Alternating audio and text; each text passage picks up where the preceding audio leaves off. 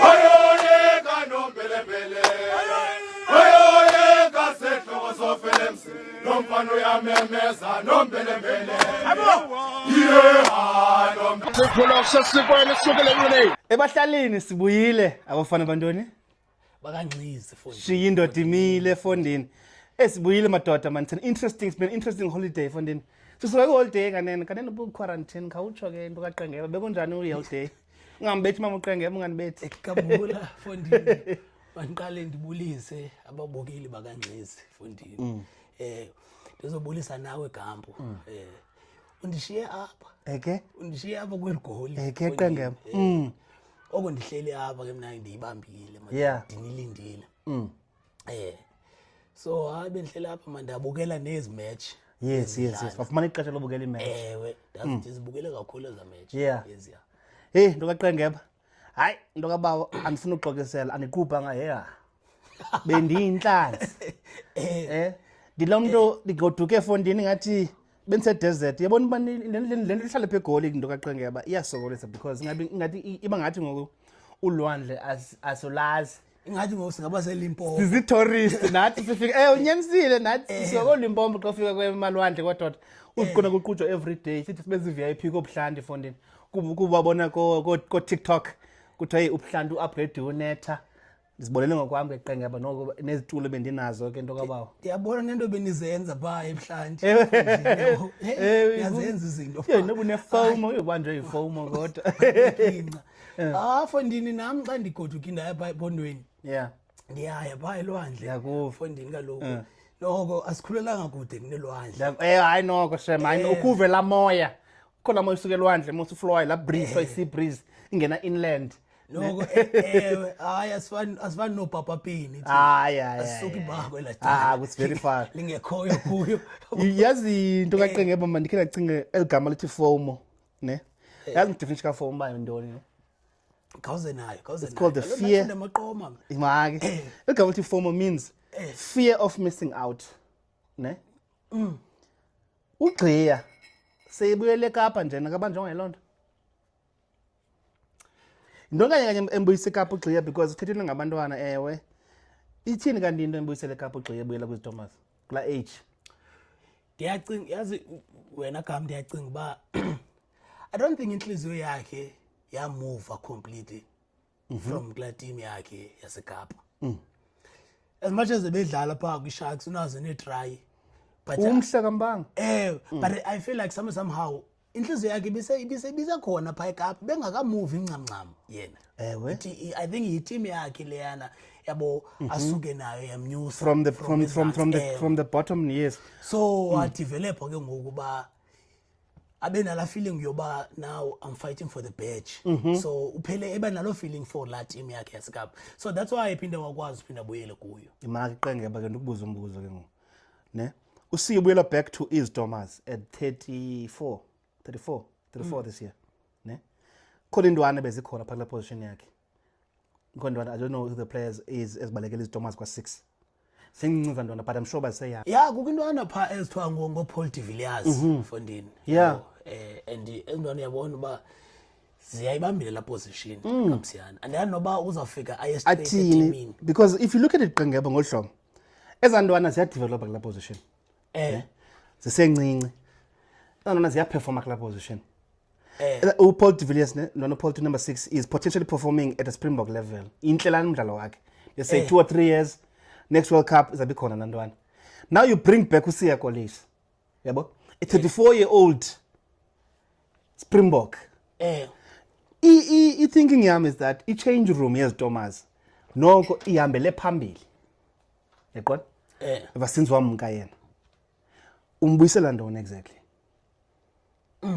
What is the thing between bringing back a 34-year-old, zikhona 27-year-olds, 28-year-olds? Can you explain it? Because ndifuna nje ukwazi uba why?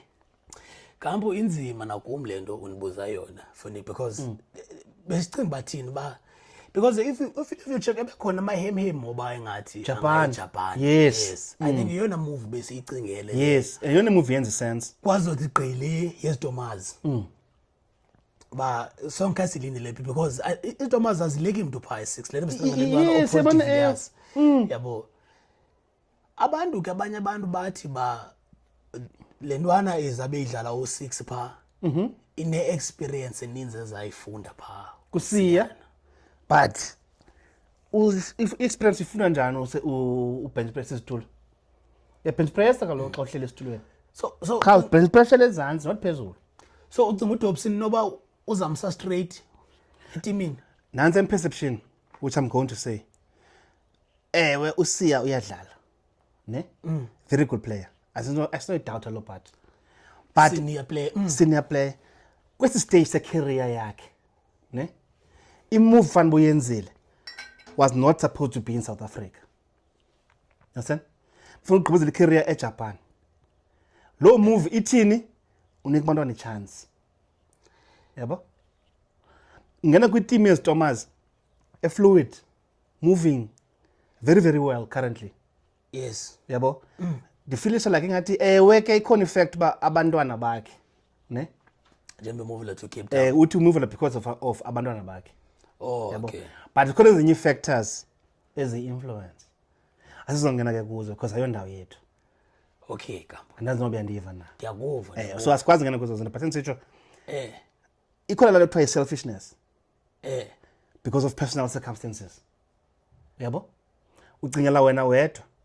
Awucingeli ba lentwana uzoyisusa kula 6 uya kuye nansi again. Because most yabo bona ngoku after le World Cup ka-2027 I think bazabeka phansi indaba Like remember kaloku Qengeba ifanele already bazibeke phansi indambo if ibe enye country ifanele umuntu ngoku uyobalekela 3 years kwi-pension you understand ifanele ngoku after World Cup yesibini umuntu ubalekela i-pension imali more than they've ever earned you see what I'm saying so that ifamily yakhe ibe grand yabo abayenzanga lonto leyo bafuna iWorld Cup yesithathu le World Cup yesithathu mumna njengambukeli nomxhasi wambhokobhoko was supposed to be veteran players are out of the country are playing less games most especially save umzimba yes save umzimba eJapan then apha SA emerging talents so that 2027 when 2027 xa efika at least i-crop eka number 6 you cannot tell me uMarco van Staden where number 6 is now besides Siya Kolisi yabo after not number 6 uSvan Staden nestruggle ba he's too bulky to be a 6 for me yabo he's too bulky to be a quick 6 uSvan Staden una ibhalkanyana that's why ekwadlala hooker can say umbonile last season but number 6 replacement besides Kwagga Smith because Kwagga Smith is bench that's to finish off the game that's what I'm saying it's hard to start him Kwagga Smith because of the pace adlala ngayo the speed of play is too fast for 80 minutes masibeke inca because ndiyabona uba ngoku siyadrifta ndakuva hayi ndakuva asintsitsho we're drifting to the international but sintsitsho nje example kaloku ba you cannot take I'm just taking my example yam bahlali ningandiva kabi ne le ka siya yosoya kwi-Sharks to his Thomas I believe it's not the right move it's supposed to be Japan yes yabo ayo relaxa because remember next year is 35 fact check I'm going verify it next year is 35 36 35 this year so 2026 yeah 35 yabona 35 this year 36 next year usafuna nani kuzi Thomas what's the bigger picture so imagine a 35-year-old going back to Thomas esithi ufuna win European Cup that's impossible le cup I win one nje I win ngamaxheko yabo but isingekho lapha talking about amaxheko singene kulomdlalo wena nzike ke bahlali andiyazi man esiskipa lesinxibileyo namhlanje siyandisinda man andiyazi siyandicaphukisa sizenza ndicaphuke kakhulu ke bahlali in terms of i-team yam esiskipa ndisinxibileyo I think namhlanje sandoxwaya what 8th loss in a row yes I think namhlanje sandoxwaya 8th loss yethu in a row uzandiverifyela ulomko apha next bese Bristol Bears noku namhlanje kube ngomgqibelo namhlanje Qengeba ne but ke bahlali uyabona trying xa ibiza ndifuna ubona i-virus i-virus andifuneka kwi-virus uyabona umthi xa ukhula uqala ube yinantsika mos sisityalwa ndithi seed ntona nje ubona umthi xa ukhula uqala ube uplanto mos umthi ndithi ukhulu umthi. njalo Kampu. Le ngxaki sikuyo ke bahlali and izanilungisa nani iqala ngosibetho ze-Lions at home. Kampu ndidla ngothi xa ndithethe ba uyayazi iiteam zethu za local zinayo laa nto yofuna ukhuphana ishuri. Like for instance i-Lions zingadlala phaa kwi-URC zityiwe zii-Zebras zityiwe zintoni zityiwe i-Ulster yabo. But when it comes to uba zidlale iteam yalapha ekhantrini Local derby. yes ungacingi uba izawuvela ibe lula mhlawumbi babe zityiwe iteam yangapha ya. If uzibukele kulaa match yeBlue Bulls Lion and i-Lions has always been that team edlala i-running rugby football. Ngoku i-mistake yabo yinto yoba zithi players zabo sezideveloper zihanjiswe for nini. Like for instance la wing ye kwi-Sharks Yeah, that's the red scrum cap guy. Bandon.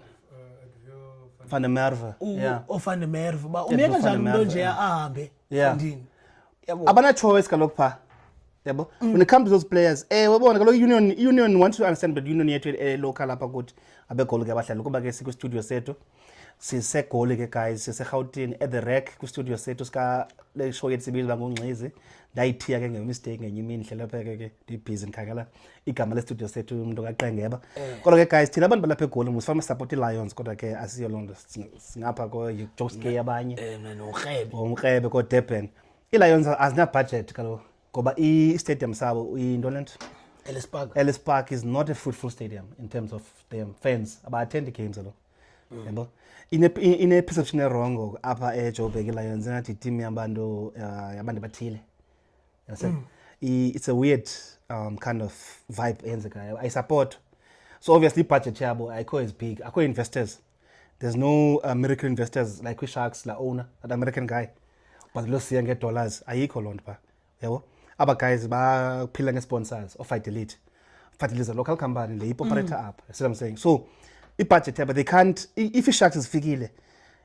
Phofu i-one team yenza lonto eSouth Africa. The only team that the players in South Africa is the Sharks. No other team takes the players the Lions. The only team Africa invade the Lions in South Africa is the Sharks. Nezidomazi. Uzomazi ba? Uwandisile Semelani. Bona simese ku Bulls. Thathwe zi-Blue Bulls. Ebebench apha but ebebench kaloku pha kwi Bulls. Be weak kaloku ngoku ya.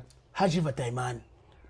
Kwachiva usuka kunantsika kwi-Lions but besemncinci bengakabikho benge superstar. Okay masithi ke i-majority. Sukwenza i-Sharks ichala. Lilo nje.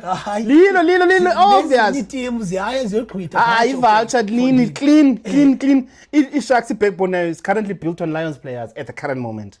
That's what I'm saying. So since it's okay, Goba, what's the reason for this? They don't have the budget. Here's where Lions are different to the other three franchises in South Africa. Ne? Yabona xa ungumntu ufuna ukuyazi budget yakho. Nothing wrong with understanding your budget. Yes. Ufuna ukuyazi budget yakho mhlali. I-Lions I understand the budget yazo. Uba ubani anokwazi umgcina. Qha la mali ndiyifumanayo kwi-Sharks mandiyothenga enye player Edwin van der Merwe or Chituka. They come from nowhere. They were not some famous high school rugby players. We never knew them. Yabo? But the Lions, bagrunywa. Yabo? The sort of Springbok material, sort of there and there. You understand what I'm saying? So i-Lions, i-budget I understand. So i-Lions, it is kwazileyo yenza. And ndibuyela back to lana sithethele 2 podcasts ago. Uba coach. I-coach ye-Lions is an extraordinary coach. A special coach. It's a young coach or special, meaning that you have potential to manage. If you take the current Lions coach, take him to another team. Yabo? Umsuku Blue Bulls, for example. And then send the example. Ucimba angayifila lonto. Uzakwenzela. Leni fanele bayenzeka. Leni fanele bayenza because lo coach ngayilo mshita for nini? Kulo wa converter unohamba from 9 to 10.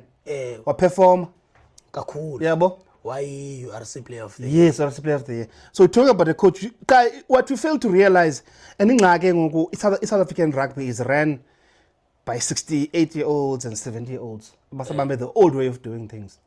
Baseko Super Rugby era. Ne? The coaches should be poaching. Zezindwana, which are the age group here, coach your Lions.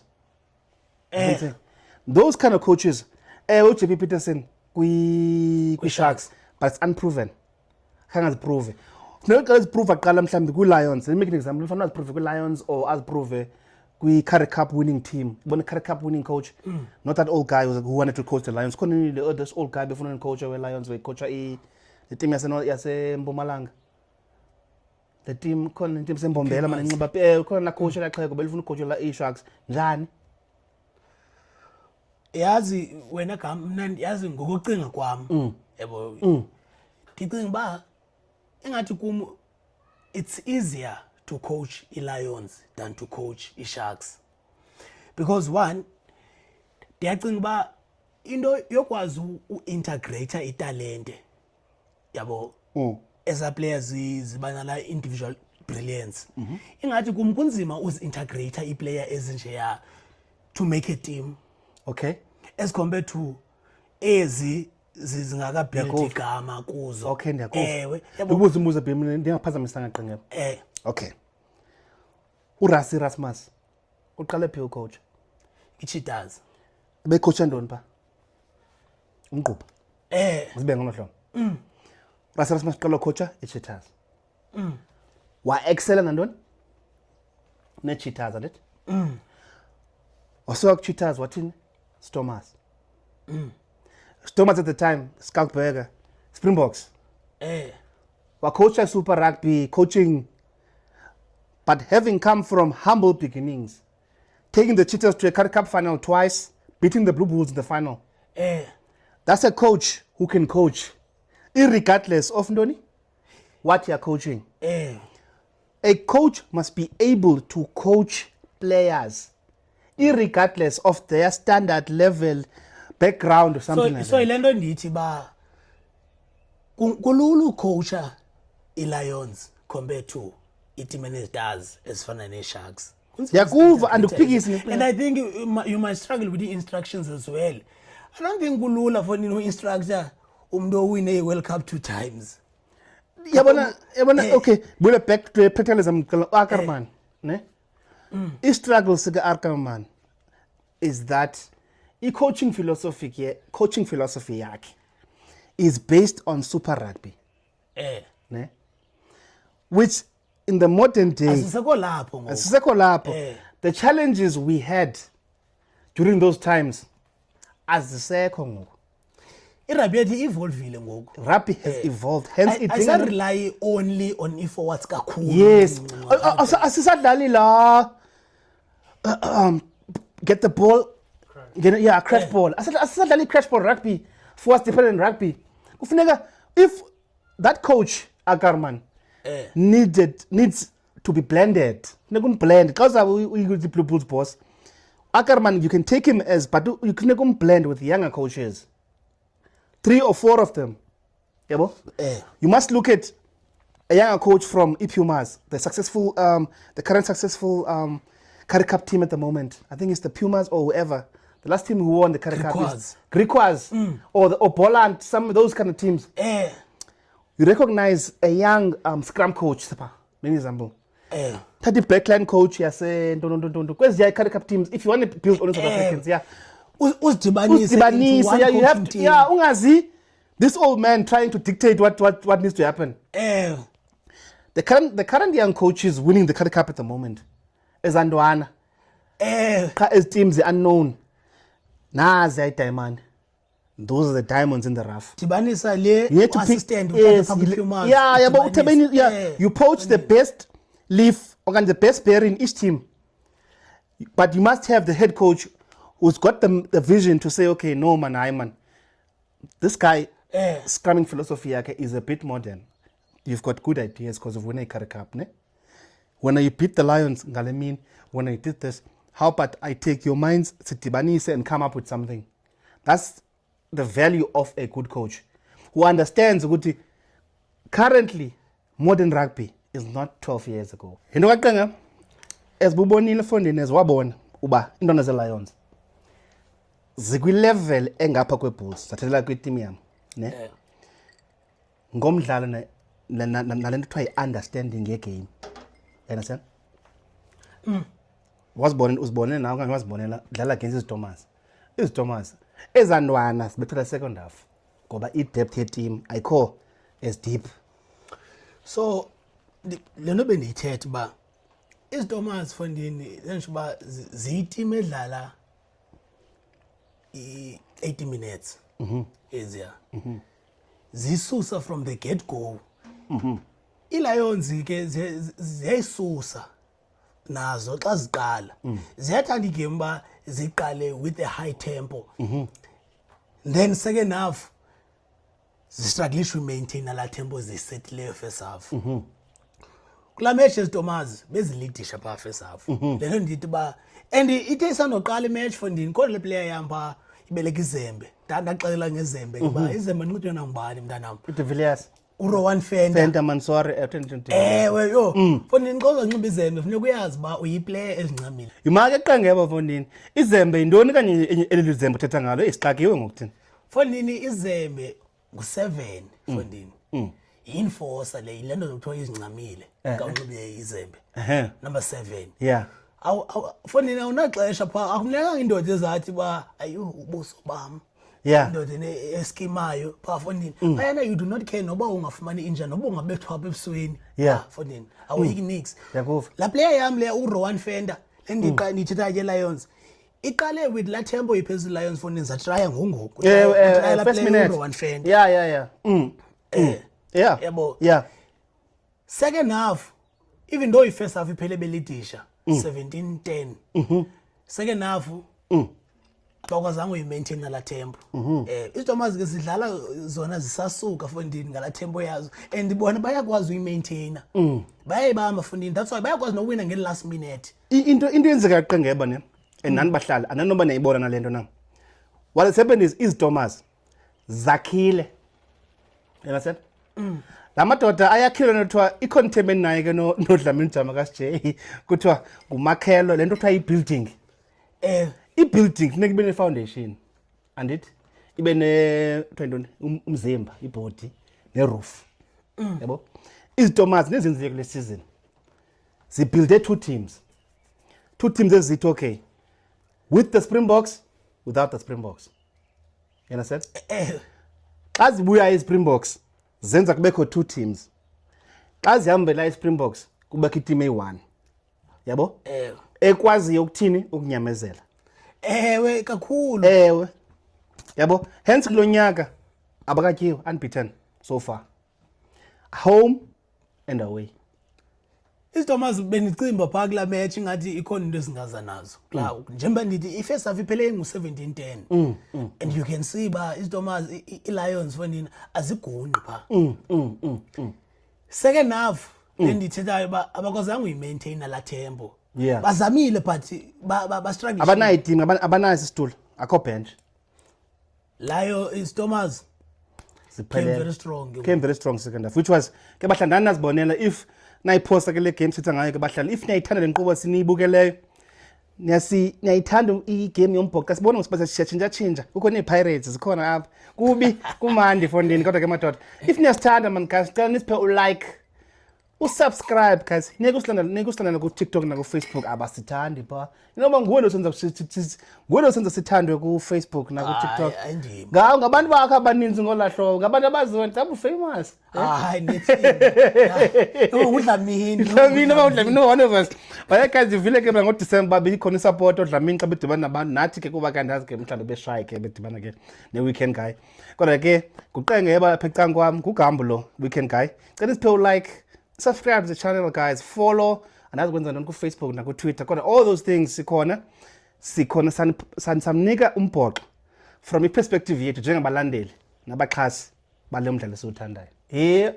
Qengeba ntokabawo iteam yam iqhube ezinye ngo ne iBlue Bulls iqhube ezinye uyabona igama lethi Bulls sila ngoma umcimbi lezawuxelwa silinde inhlabi qha sile ngabotshwayo futhi Ndilinde utamthura. Ayibotshwa kwanyawo. Ngiyabotshwa kwambondo. Ayenziwa kwa imile qha. Uthi kwekwe lena ithatha ngogoba imilenze abaphambili. Ithi dwi phansi. Silankobe because hey silahlile. Ne? Lo coach usiphetheyo. Remember ne? uJake White beyibambile la nqwelo. Must be honest. First season URC besipha finalists. Second season URC besipha finalists with the same players. Ne? Kwafika uPollard, kwafika uVulile Ro. Usekhona the original core besize finalists kulanyaka. uJake White buqothele ndoni andiyazi namhlanje. Fondini Gamba. Engathi kuma umqeqeshi lo weBlue Bulls. Engathi uziluzile as players zakhe ngoku. Impidile ibhekile. Waziluza. Fondini. Engathi more especially as players indala. Fondini. Engathi kuma xa ikukhinde efuna uyilungisa. Engathi kuma ngathi get ready as senior players esifana noVili. Fondini. uVili i-players fana noVili. Fondini. uVili as much as uza kunika into ezinhle gaming part, I feel like i-mistake ayenzayo Fondini uwenza imistake enkulu ecima yonke lanto. Ewe ingxaki lapho Qengeba ne. And but ne uVili Ro is one player. Ne? Iyaqaphela ifoul yethu is not the players. Ne? Ifoul yethu coordination from forwards to backline. Ne? Obviously that's Pollard imthanda. Ne? Because uyla fly half ikhwazayo. Qengeba ngapha, Dlamini ngapha. Dlamini awukho position yakho ima up. Akayila full back izothi okay. Qengeba ngapha ipolice so ayibambe ibhola athi okay Qengeba yithi so no is going to be that one low point ayi. Yithi uPollard. Kaloku xa uzodlala uPollard 10, you need a player efana noVili. Eback. Yes. Ibe yiyo ezawungena kula channel yoba i-playmaker. Fondini kukho iplayer phayana lentwana ibidlalo 15. Lentwana yayifunda ePaarl. ePaarl Boys, yes. Hakim Kunene. Iyaxhinxa ndana. Hayi. Akho pace. I-pace ayikho. But i-intercept leyo try. Hayi. Ndibona no intercept try is not lantwana like you can't compare lantwana noAphelele bra. Oh so you were lapho wena ba. No ndibona lantwana nontetha ngayo ndiyijongile kula match ne. Ewe idlalile intercept try. But if you look at standard of gameplay lantwana inako ukugxabadula okuthile apha epacing iWarrior njengibiyolala ekalikeni hey la pace ibingaphumi pha ubona bayaya yona. Yeah but noba ungathetha ngepace uthini but uhambile wayo try. Remember hayi uze nenye yabona uze nenye bamfumana masiqithi uze nenye hayi iweek lantwana Fondini kwi high balls inhle ndi nophelele inhle njena. Hayi andanga kumbi so iWarrior yakho ngiaphelele wena akaloku zamthini sizayithini lantwana so awukwazi incomo lento because uyikisela uaphelele. No lantwana ibinhle kula game but then I judge against the current standard funeki adhere to zona. Weekend special akhonto sinancela. Yes. Hayi asithanga lantwana yosusu weekend special. Uyithingile kodwa nawe uyithingile wena ngokubukela igame uyithingi ba lentwana lena ingathi ngalenza ixesha. Jonga xa ekora la try lantwana la pace iphuma pha jonga la try ngena ku-YouTube jonga la try mbukeli umthandi jonga la pace bingaphumi pha inqinsi. uBolt wayengabaleki fast wena ujonge imilenze pha. uBolt wayengabaleki fast imilenze kaBolt ibilathela pha isithi Fondini kodwa uyibonile uba uaphelele uba ungiaphelele pha weekend special ezabaleka fast. Hayi la gap ngeyiclean yabo so angasichithe uze nenye ipoint iboni lantwana hayi kodwa intwana entsha manje iyafika lantwana man. Ewe nomza plathenga nazi Lions ayorizama pha iyathatheka ziLions yabona ngosina ubatho uthathiwe nawo. I think ufuna game time. No yabona ubatho before sigqithe iLions ngena kuze mso iLions bezibambe iSharks. iLions bezibambe iziThomas kalo Sigqithile ka iSharks. Okay, second last match before sigqithe sikogqibela imatch. Jonga yabona ubatho la last 20 minutes apha shota khona i-Lions ubatho ayivala la gap sikwephi match ngoba sikwi Sharks Lions apho i-Lions lenge i-Sharks ngentwana under 20 try smash and grab umhle thathwa indoni World Cup winning scrum half Pete Hashim Pete called by Rassie Erasmus. I told you 2 episodes ago. I thought Rassie had called that boy. Yeah, remember? Because ikhonto ayibonayo.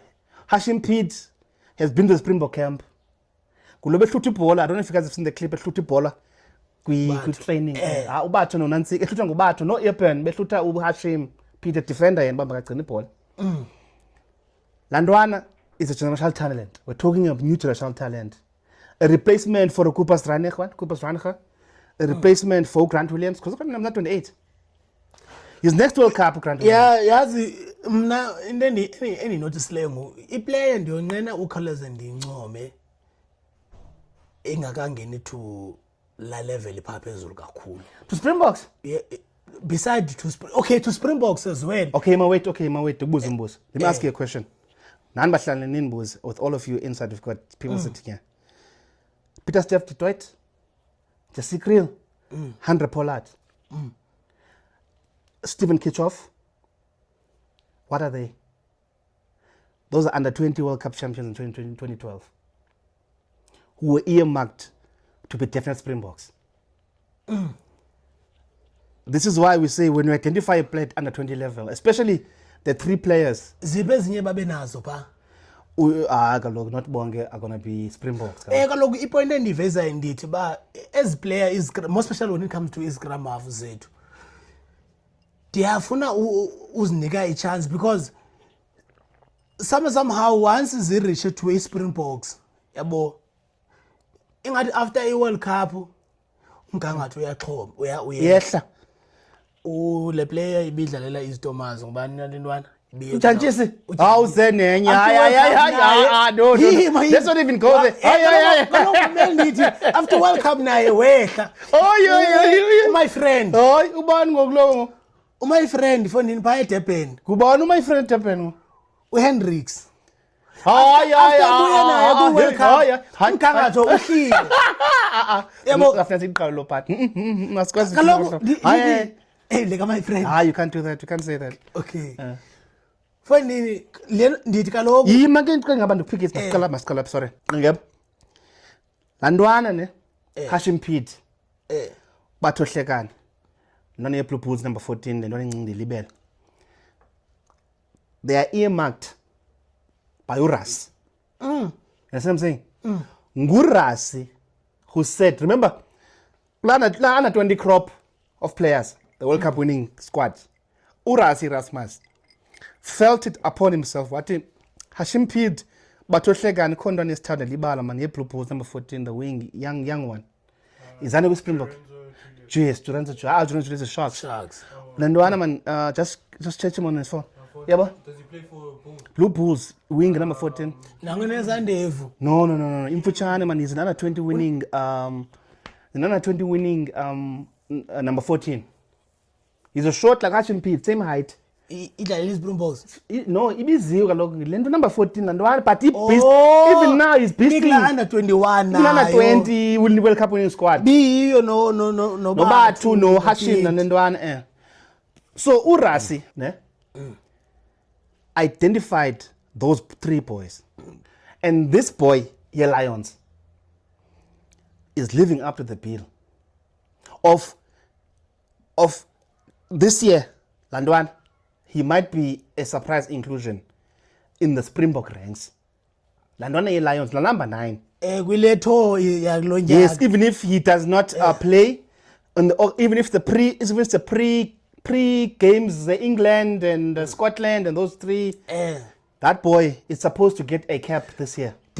kaloku gambo ndithi ndiyavumelana nawe yabo mna iconcern yami into bana ngaba uzayimaintaina na because zikhona izicram half ezibiziwe before yena uHendricks umzekelo uHendricks after a World Cup nini uyambona ba ayisenguye lo wangoku Mans ulentwana leyo ungayivagqithi yeSthomas ihambileyo nayo Uba iye kula World Cup ka-2019 ujantshisi after World Cup akakwazanga uyimaintaina lona. So uPete I just hope uba yenye yezi scrum because ngezi scrum abuzivelayo zithi no, but in the Monday, ne, from the two people who Boba mentioned, they're not under 20 winning World Cup. Okay. Yes, listen, not under 20 World Cup winning scrum halves. What about uGrant? That is not. It's not, but yena ukwazile uyimaintain because uyambona uba uGrant is 28. 28. Okay, so Grant has got one more World Cup, 2027. He's not making 2031. Grant is a late entry into the Springbok setup. ungene sekulate. Late in age. Ne? Fana no Mone van der Berg. Mone van der Berg is 28 or 27. It's 28. Ne? Naye uthe He's a late entrant into the Springbok setup. Ne? Unfortunately, Bona, because Faf de Klerk held on to the jersey for so long, he took into like his tenure as a Springbok number 9. Ukrose Egakobas Raneke first of all and crossed over into Grant Williams. Hence you say Grant Williams will be a two-time World Cup winner if World Cup because he was there in 2023 and going to be two-time World Cup winner. But that's it. Going forward to 2031, the next crop coming in is this boys. Pete. Yes, Hashim Pete. Pete, yes. Pete is 2031. Remember, Urasi is contracted to be the coach in 2031. Another thing ongayicingiyo wena into yobana ngaba thina sinayo i-unknown talent. Yes, D-Rex, Bangazela Mapempe. Yes, sine-player esingazaziyo ngoku. Even though ifocus yethu ngoku isekoPete, sibona uba hayi future number 9 we-Springboks nguPete. But somehow ikhona iplayer enetalente. Ayikaveli. Which will be the late entrance. Yes. Yes, but Grant Williams. Upit is next in line. Number 9, next in line. Yes, Yes. Remember under 20. Yes, leave Grant Kobas Raneke is out. Next World Cup, even if he makes it there, out. Grant Williams is 29.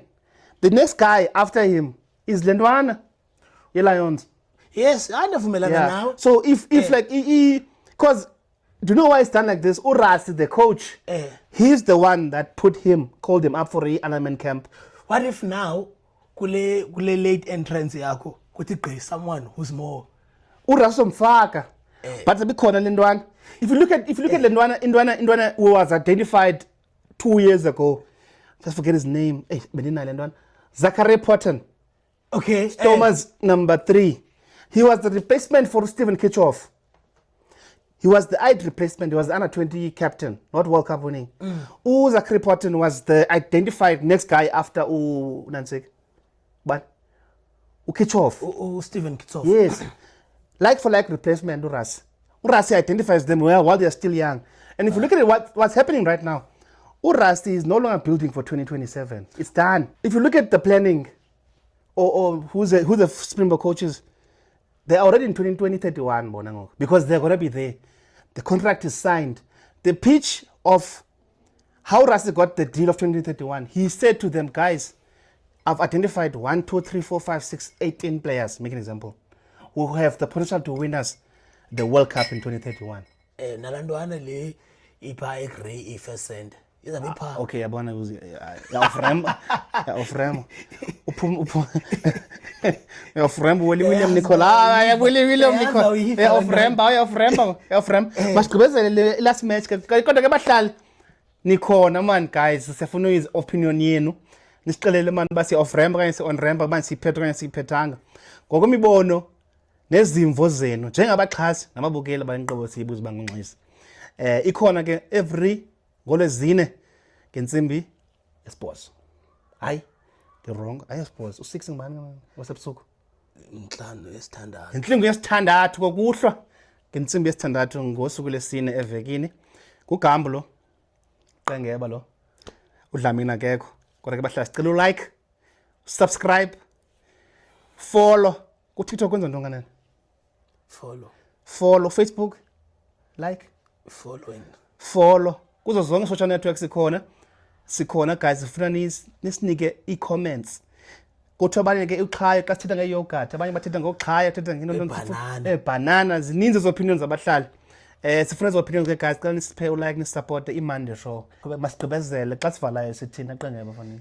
Kaloku siya kula match yezidomas neBlue Bulls. Last match le Hey! idouble yokugqibela. Yabona ke ngoku ndidiniwe ngoku mna.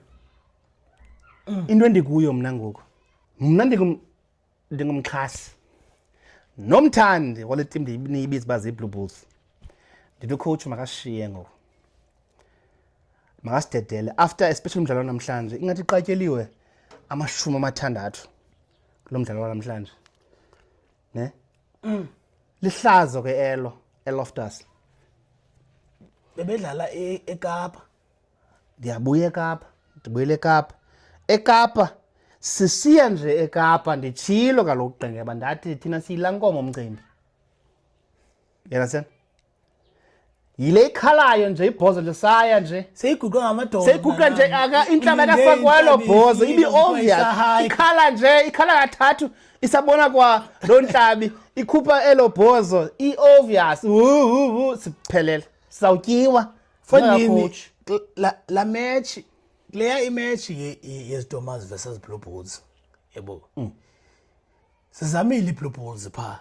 Yabo. Zamile uba warm. Yes, because I think bebeyazi ba leya igame ibaluleke kakhulu. Yabo leya igame ibaluleke kakhulu because if bebethe le team ingabethwayo then confidence coach no coach no coach beza gain confidence yakhe ba fanele ndibethe i-team engabethekiyo. Bazamile even first half umgangatho beqhomile kakhulu bazamile babambana but lento besithethe ba izidomas Fondini zidlala 80 minutes eziya again ezenona even Ross unbeaten by the way asikatyiwa Wilkolo against Umchunu Fondini uskranyiwe Umchunu pha ibinzima kaleyo Umchunu ke ngoku umsindo wakhe wazowukhuphela komnye umchunu lo weBlue Bulls. La mchunu lo weBlue Bulls usikranye kuzo zonke izigrams. Awikho lo. But inendithethayo when it comes to before sivale nokaQengeba ne i-verdict one you cannot lose.